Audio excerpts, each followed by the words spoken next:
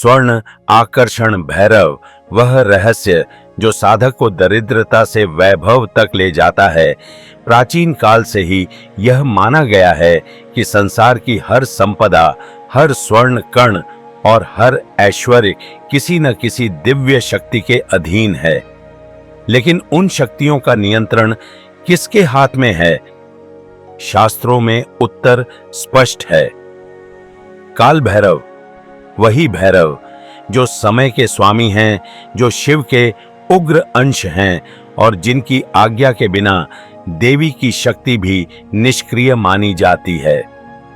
लेकिन बहुत कम लोग जानते हैं कि भैरव का एक अत्यंत गोपनीय और रहस्यमय स्वरूप भी है, स्वर्ण आकर्षण भैरव।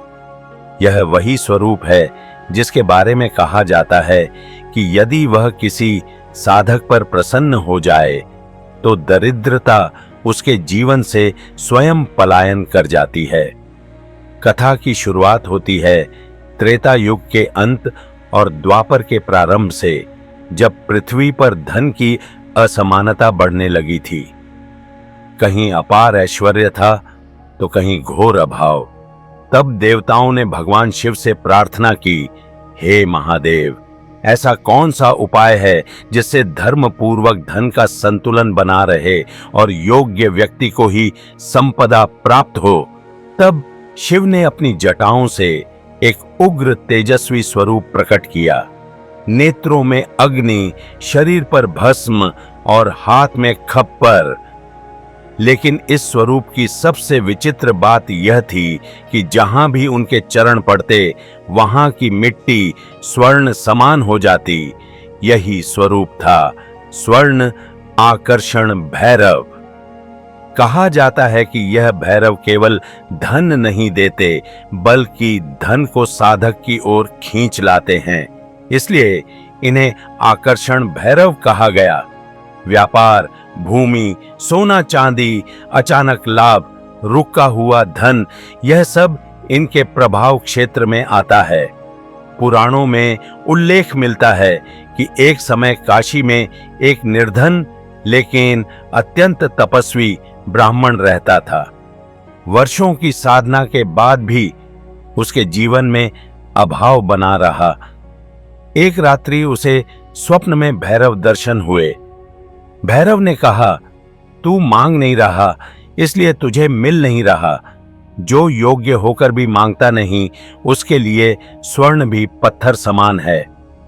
अगली ही रात्रि उस ब्राह्मण ने स्वर्ण आकर्षण भैरव की उपासना आरंभ की। कुछ ही समय में उसके जीवन में ऐसे परिवर्तन हुए कि लोग चकित रह गए। उसका कुटीर आश्रम में बदला, आश्रम गुरुकुल में और गुरुकुल विद्या व संपदा का केंद्र बन गया।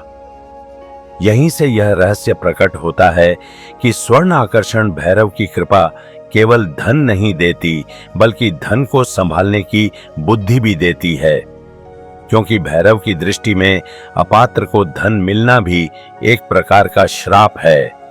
शास्त्र कहते हैं कि स्वर्ण आकर्षण भैरव की पूजा साधारण नहीं है। यह परीक्षा है नियत की, संयम की और साहस की, क्योंकि भैरव पहले साधक की मानसिक दरिद्रता को नष्ट करते हैं, उसके बाद ही बाहरी समृद्धि आती है। कहा जाता है कि जिस घर में इस भैरव की कृपा हो जाए वहां धन रुकता है, चोरी नहीं होता, व्यर्थ खर्च नहीं होता और न ही नकारात्मक शक्तियां टिक पाती हैं।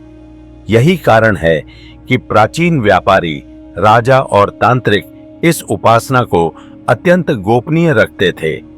एक और कथा मिलती है उज्जैन से, जहां एक राजा के कोषागार बार बार खाली हो जाते थे। कारण समझ से बाहर था।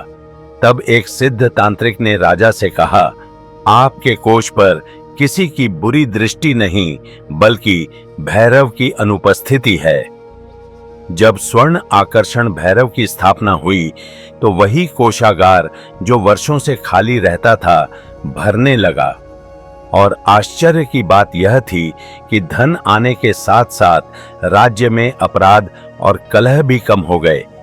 क्योंकि भैरव केवल धन के नहीं, न्याय के भी स्वामी हैं। यही कारण है कि कहा जाता है, स्वर्ण आकर्षण भैरव जिस पर प्रसन्न होते हैं उसे केवल अमीर नहीं बनाते, बल्कि स्थिर, निर्भय और संतुलित बनाते हैं।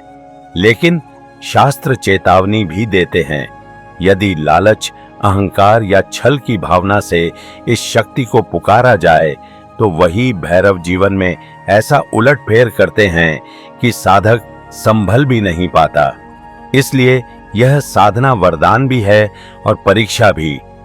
अंत में यही रहस्य सामने आता है, स्वर्ण आकर्षण भैरव धन को नहीं, धन की ऊर्जा को नियंत्रित करते हैं। और जिस साधक का मन शुद्ध, उद्देश्य स्पष्ट और श्रद्धा अडिग हो, उसके लिए यह भैरव स्वयं रास्ते खोल देते हैं, क्योंकि जहां भैरव चलते हैं वहां अभाव टिक नहीं सकता।